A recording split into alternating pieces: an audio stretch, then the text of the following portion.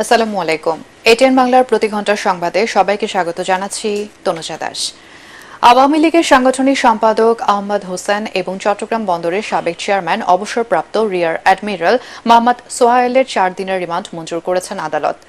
যুবদল নেতা নবীন তালুকদার হত্যার ঘটনায় পল্টন থানার মামলায় পুলিশ 10 দিন রিমান্ডের আবেদন করলে ঢাকার মেট্রোপলিটন ম্যাজিস্ট্রেট মোহাম্মদ জসিমের আদালত 4 দিনের রিমান্ড মঞ্জুর করেন। মঙ্গলবার রাতে সোহাইলকে বনানী থেকে এবং আহমদ হোসেনকে গুলশান এলাকা থেকে আটক করে ডিবি। অবশেষে দেশে ক্রিকেটে অবসান হল পাপন যুগের। প্রায় 13 বছর পর বিসিবির সভাপতির পদ ছাড়লেন নাজমুল হাসান পাপন। দীর্ঘ সময় দায়িত্ব পালনে বিভিন্ন সময় সমালোচনার মুখে পড়েছিলেন তিনি। এতদিনে পদ আঁকড়ে থাকলেও শেখ হাসিনা সরকারের পতনের পর বিসিবির পদ ছাড়লেন আলোচিত সমালোচিত সাবেক এই মন্ত্রী।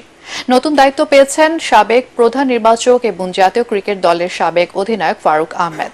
সকালে যুব ও ক্রীড়া মন্ত্রণালয় বোর্ড পরিচালকদের সভায় সবার সম্মতিতে সভাপতি হিসেবে নির্বাচিত হন তিনি।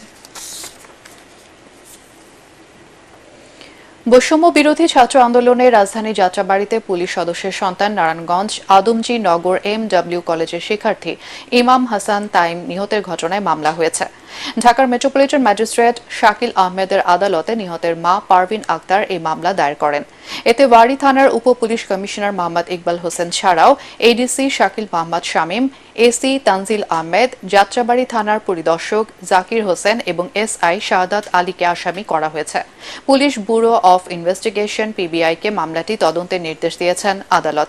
এদিকে বৈষম্য বিরোধী ছাত্র আন্দোলনের সময় রাজধানীর মিরপুরে র্যাবের হেলিকপ্টার থেকে গুলি বর্ষণে হত্যার ঘটনায় শেখ হাসিনা এবং সাবেক প্রধান বিচারপতি খায়রুল হক সহ 5 জনের বিরুদ্ধে আদালতে মামলা দায়ের করা হয়েছে।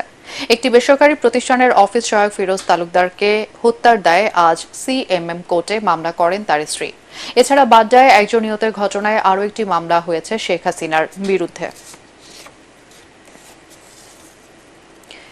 রাজনৈতিক পট পরিবর্তন হলেও বাংলাদেশের সাথে সম্পর্ক এগিয়ে নিয়ে যাওয়ার ঘোষণা দিয়েছেন চীনের রাষ্ট্রদূত ইয়াও ইয়ান।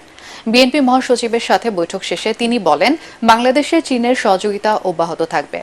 মির্জা ফখরুল জানান, বিএনপির সাথে চীনা রাষ্ট্রদূতের বৈঠকের ফলে সম্পর্ক নতুন মাত্রা পাবে। বিএনপির প্রতিনিধি দলের সাথে 1 ঘণ্টারও বেশি সময় ধরে বৈঠক শেষে সংবাদ সম্মেলনে চীনা রাষ্ট্রদূত বলেন, যে কোনো পরিস্থিতিতে বাংলাদেশের মানুষের পাশে রয়েছে বেজিং। তবে বাংলাদেশের অভ্যন্তরীণ বিষয়ে হস্তক্ষেপ করে না চীন। FBCCIর বর্তমান পরিচালনা পর্ষদের পদত্যাগের দাবিতে রাজধানীর মতিঝিলে মানববন্ধন করেছেন সংগঠনটির সাধারণ পরিষদের সদস্যরা। FBCCI সভাপতি সহ বর্তমান পরিচালনা পরিষদকে 48 ঘণ্টার মধ্যে পদত্যাগের দাবি জানান তারা। একই সাথে অবিলম্বে প্রশাসক নিয়োগের আহ্বান জানান আন্দোলনকারীরা।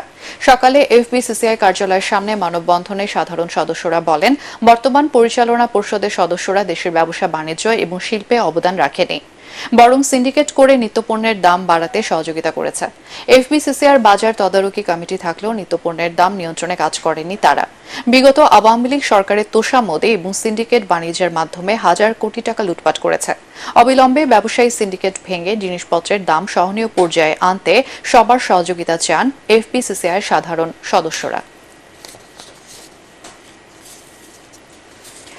বঙ্গোপসাগরে সৃষ্ট লঘুচাপের কারণে 25 আগস্ট পর্যন্ত সারা দেশের বিভিন্ন জায়গায় মাঝারি ও ভারী বৃষ্টি অব্যাহত থাকবে, এমন পূর্বাভাস দিয়ে আবহাওয়া অধিদপ্তরের কর্মকর্তারা জানিয়েছেন।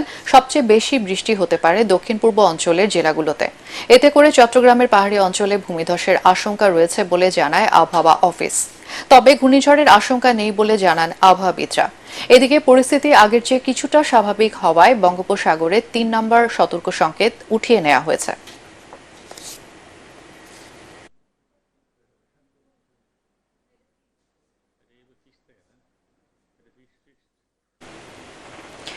রাওয়ালপিন্ডি টেস্টে বাংলাদেশের বিপক্ষে ব্যাট করছে স্বাগতিক পাকিস্তান। এর আগে বৃষ্টির কারণে খেলা শুরু হতে প্রায় 4 ঘণ্টা দেরি হয়।